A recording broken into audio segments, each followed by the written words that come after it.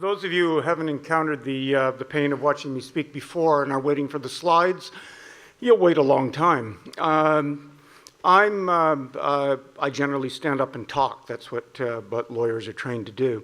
And I was asked to talk about what's happening with disruptive technology in this field. And I thought, before getting to some of the very, very interesting statistics about what's happening in various markets right now with this technology, I'd give a little bit of background.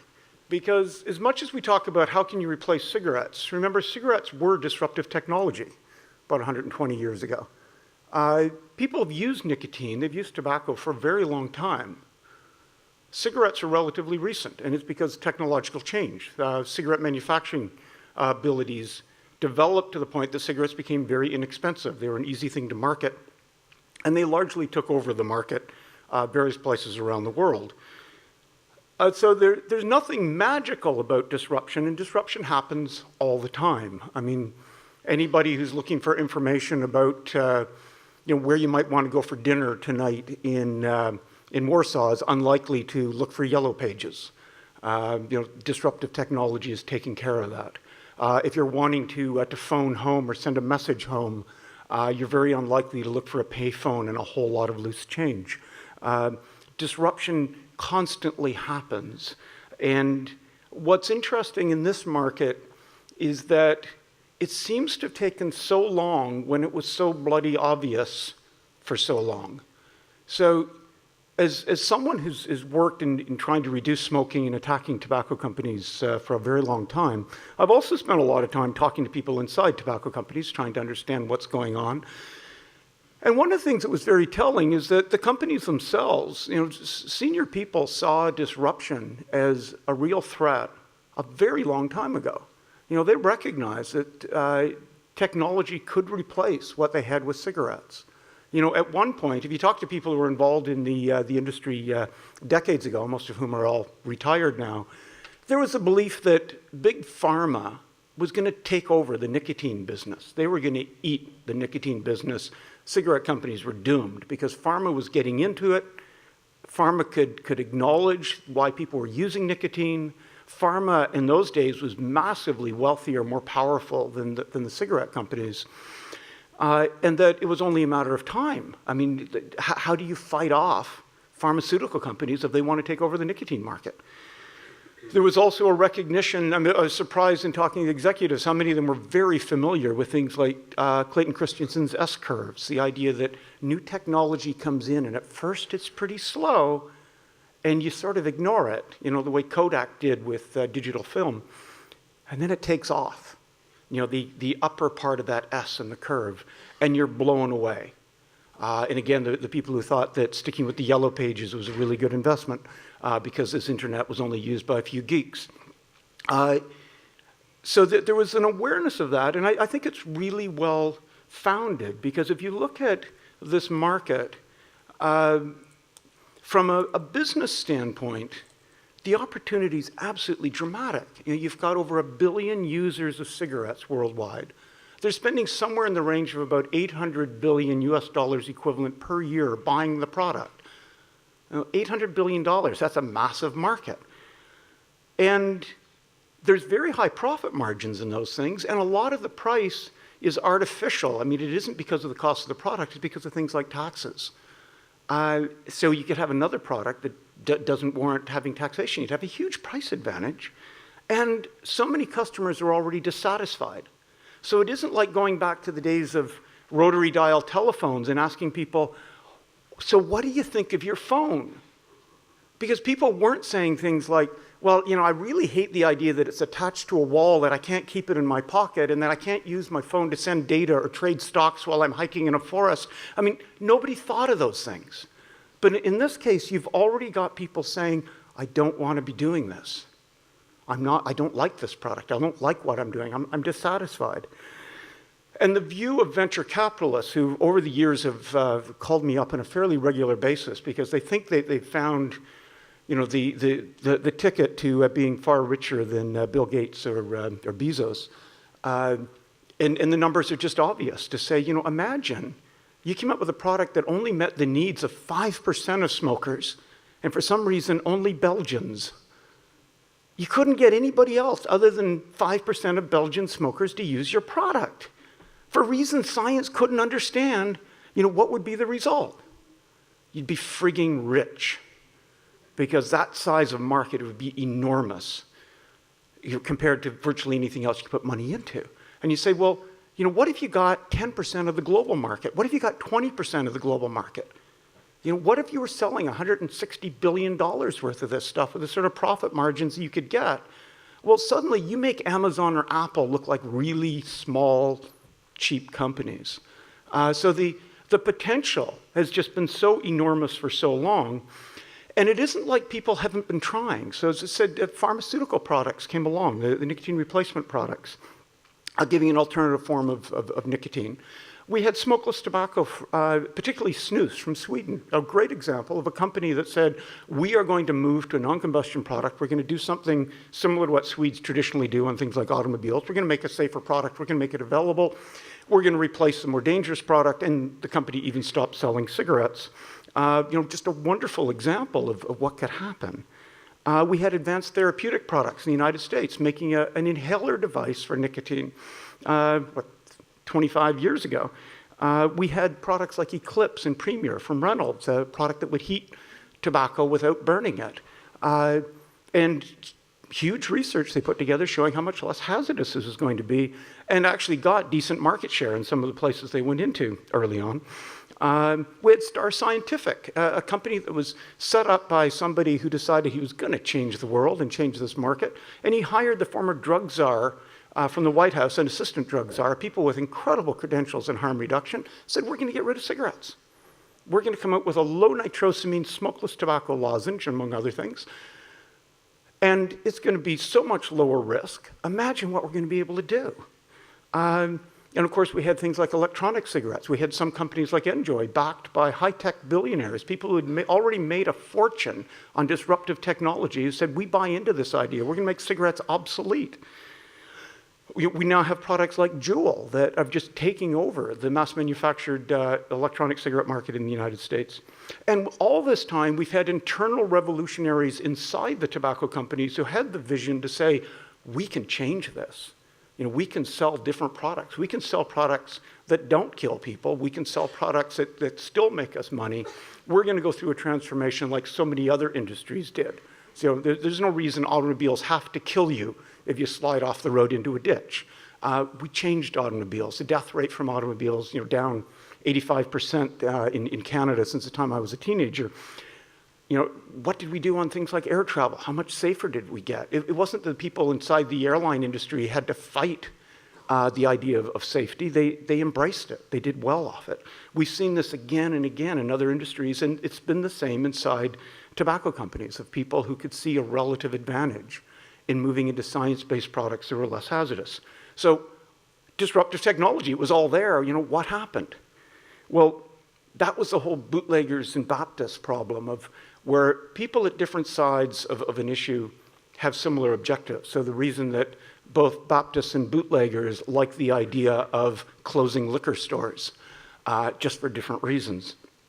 And in this case, there was long a suspicion that somehow behind the scenes, big tobacco was the entity that was destroying things like the NRT business. Creating rumors that if you wear a patch and you light a cigarette, you'll die of a heart attack. So people would take off the patches. They'd stop using NRT. In the reality, I think, having looked at this, it was our side. It was anti-tobacco people who decided they were also anti-nicotine. Really hit home at the 1990 World Conference in Perth when a pharmaceutical company dared to show up to talk about products that could help people quit smoking, only to be trashed by many of the anti-smoking activists who were there because they were selling nicotine and they were a company and they might make money and that was a bad thing. With things like smokeless tobacco, what did we do with the success story from Sweden? Well, we banned smokeless tobacco in various countries. And we misinformed the public horrendously and many others to the point that they don't believe smokeless tobacco is any less hazardous than smoking cigarettes. And then when we'd see that people were using both rather than switching entirely to smokeless tobacco because they didn't know there was a difference in risk, we'd say, see, that's why you need to ban it, because people are dual users. Advanced therapeutic products, their inhaler was banned by the FDA. It ended up becoming a precursor to the Nicorette inhaler, but really limited from doing what it could. Things like Eclipse, the other heated products, viciously attacked by a lot of anti-tobacco people, and fell into the problems of the financing that was necessary to make it work at a time when Reynolds was involved in a takeover and had to save cash. Star Scientific, again, viciously attacked, hounded by anti-smoking groups that were far more intent on attacking a company selling a less hazardous product than, say, going after cigarette companies. With e-cigarettes, you got to understand that any new company, it's quite common you lose money, for the first number of years as you get established. Things like Amazon was a chronic money loser. They did well because they had a vision and they had promise. So people would invest believing where this is going to go. The reason people would invest in Tesla now, even though it's losing tons of money, the idea is I can see where that might go and I could get a payoff. And when you're making investments, that promise is really important. So what happened to the promise of companies like Enjoy? Because it started with high-tech billionaires like Peter Thiel and Sean Parker deciding this is worth investing in. Sure, you'll lose money for a while, but man, think of that payoff. Again, going back to that 5% of Belgians idea. I mean, imagine the money you're going to make once this really takes off. This is going to be like, Facebook would lose money early on, but later on, man, that's why you want to own part. The promise was destroyed. The promise was destroyed by regulatory assaults, public relations assaults, people being convinced the product wasn't any less hazardous, and pretty soon, as any rational investor, you'd look at that and say, promise is gone. There's no point in putting more money into that. I don't see where it's going to go. So, and the internal revolutionaries inside a lot of the companies ended up leaving, being stymied, shunted off to other work because they would be seen as an internal threat, or would have to try to figure out how do you talk about harm reduction without looking like it's a threat to the very profitable cigarette business. So we had this constant approach of let's try something. It's there. The opportunity is fantastic. So it's probably like having streams coming out of some mountain range, and you find a lot of specks of gold in the streams, and you know there's gold up there somewhere, and somebody's going to find it, and just nobody's managed to find it yet. But man, it's there, and it's worth a lot.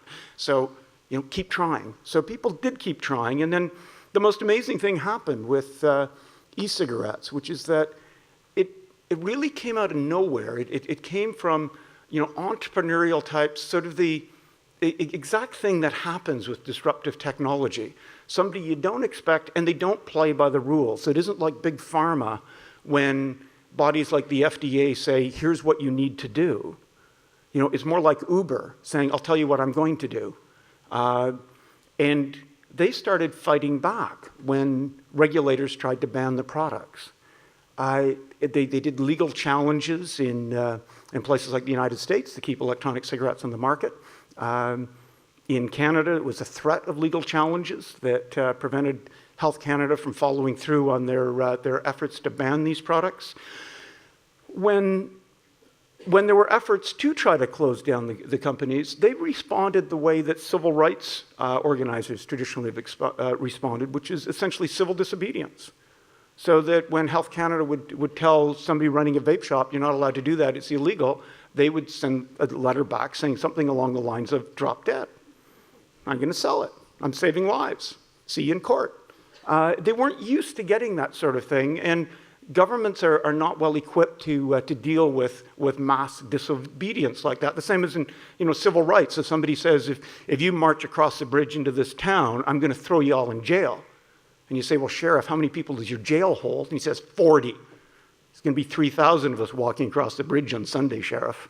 I mean, you've just won. And that's what happens when suddenly you have hundreds and hundreds and hundreds of vape shops opening all over the place. You have no ability to be able to close it down, and it's available over the internet. And there's wonderful research on this in books like Big Bang Disruption by Downs and Nunes, talking about how the presence of the internet for getting information, social media for sharing it, is causing much more rapid disruption in a lot of markets than we've ever seen before. And regulation can slow it down. And no regulation can slow it down more than things like FDA-type regulation. But even FDA regulation can't stop it from happening.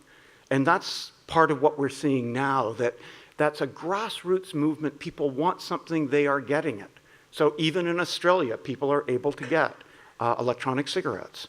And so what's ended up happening, I think, is that the cigarette companies have had to move into this market because the visionaries within the companies can see the potential. The realists can say, we have to do this because other people are otherwise going to eat our lunch. We don't want to look like Kodak. And the science has changed to the point that we now see what can be done. It's advanced because of things like electronics, batteries getting ever more powerful, ever smaller. The upstarts coming out with new entrepreneurial ideas, things like what Juul has done. And the result is in the markets where these products become available, we're seeing that consumers are doing the most amazing thing, which is that they're doing exactly what they've told us they wanted to do for decades, which is that they don't want to smoke. They want to try something else. They'd rather not be sucking smoke into their lungs. Early death isn't something that really appeals to them.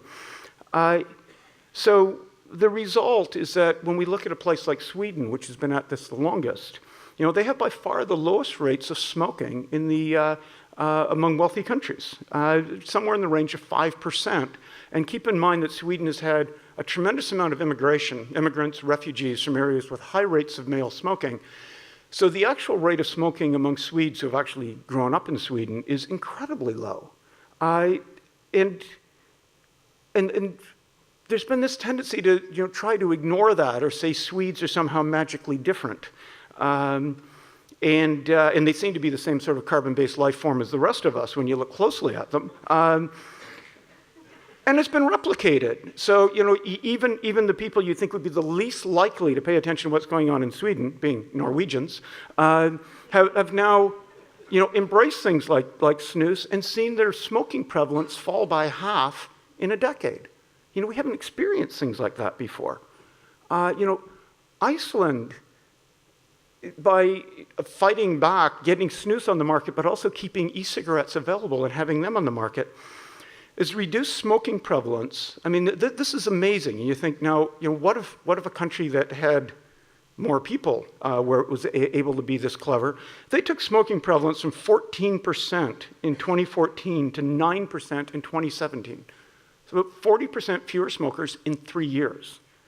Well, again, this is what smokers have been saying for a long time. This is what they want to do. So it's sort of like you've got this huge crowd, outside a football stadium saying, we'd really like to get in and watch the game, but the gates are locked. And eventually somebody thinks of opening the gates and say, this is amazing. I can't believe all these people are coming in to watch the game. Well, that's what they said they wanted to do. In Japan, where e-cigarettes are not available, but heat not burn became available, in the space of 2 years, a 27% reduction in smoking. We haven't seen anything like that before. And this is happening in the absence of things like whacking big tax increases. This is a sustainable, non-coercive measure, simply giving something that people would prefer to have. 27% reduction in smoking in 2 years. In Korea, they've had double-digit declines in cigarette sales the last 2 quarters. Last quarter of last year down by 14.4%. First quarter of this year down by 10.6%. Heat not burn products made it into the Korean market. Goldman Sachs believes that somewhere around 40% of the Korean market could be into these products within a very, very short period of time, like 3 years. That's truly extraordinary. But again, exactly what you'd expect, because it's the sort of stuff consumers have told us for a long time they want to do. France has just seen, in a single year, the report of 1 million fewer people smoking cigarettes, a 9% reduction in the sale of cigarettes. And anti-smoking groups capturing the airwaves by saying, see, that's what plain packaging does, which is interesting because it only does it in France. In the UK, we've seen a huge increase in vaping through things like making the products available and telling people about them. And this is shouldn't be a surprise, because the history of public health tells us that among the biggest breakthroughs we ever have, they're based on really simple things. First, give people the information necessary to make an informed decision. And two, give them the ability to act on that information. So, this is why you might want to get vaccinated against smallpox, and here's where you can get it done. If we add on things like nudge, like give people an economic incentive to do something, like this is why unleaded petrol is going to cost you less than the leaded petrol, you change behavior even more rapidly. So we've got lots of evidence of this sort of thing happening, and there's lots more of this happening than we know, because the data is sitting there, or is possible or accessible if we were able to dig it out. And in many cases, tobacco companies have data on what's happening in different markets, consumer research, what consumers would like to do, how many of them would move, what is happening to total sales, because oddly, we have trouble measuring cigarette sales in a lot of countries. We have the data in places like Japan and Korea and Sweden because we have tobacco companies who will release it. So there's a lot more that's already going on. And the question is, now that we're seeing disruptive technology again coming into this field, where can we take it? And I think a really interesting aspect to this is happening despite policy interventions, not because of them. And if we compare it to what's happened before, for instance, if we look at the history of US regulation on food, 1906, they came up with a pure food law to encourage the move to sanitary food manufacturing. Within months, the market was totally changed. 1938, they came up with science-based pharmaceutical regulation. Within 12 years, 90% of all the pharmaceuticals sold in the United States were products that did not exist before that law. 10 years ago, they came up with a tobacco law that was largely aimed at protecting the cigarette market, and that's exactly what it's done. We haven't seen transformation. But imagine if we had a country that took legislation to encourage the change, to facilitate the change, to nudge the change, to encourage better regulation, how much more rapidly we could transform this market and the impact that that would have by us leveraging the disruptive technology rather than standing in the way, by empowering consumers rather than trying to punish them. And the potential is there, and it's a matter of which country is going to seize it. And part of my experience, having worked on policy for so long, is good policy is contagious. We get it done in some countries, it's going to spread around the world. Thank you.